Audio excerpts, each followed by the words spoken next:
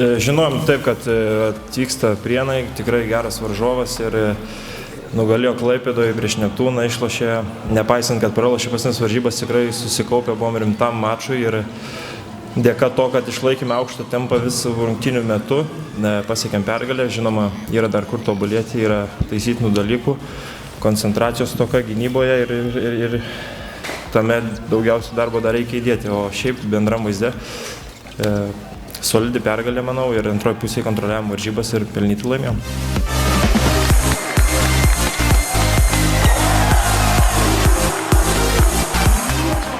Tie vyrai, kurie pradėjo ruoštis nuo sezono pradžios, jie tikrai jau yra geroj fiziniai formai.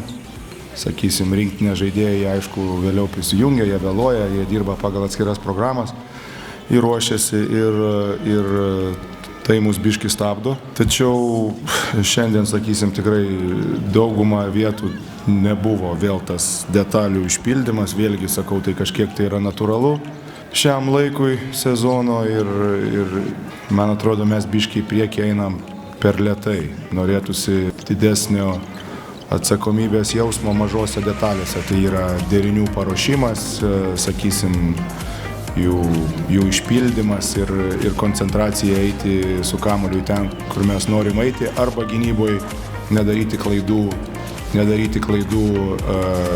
ten, kur mes esam kažką sugalvoję taktiškai.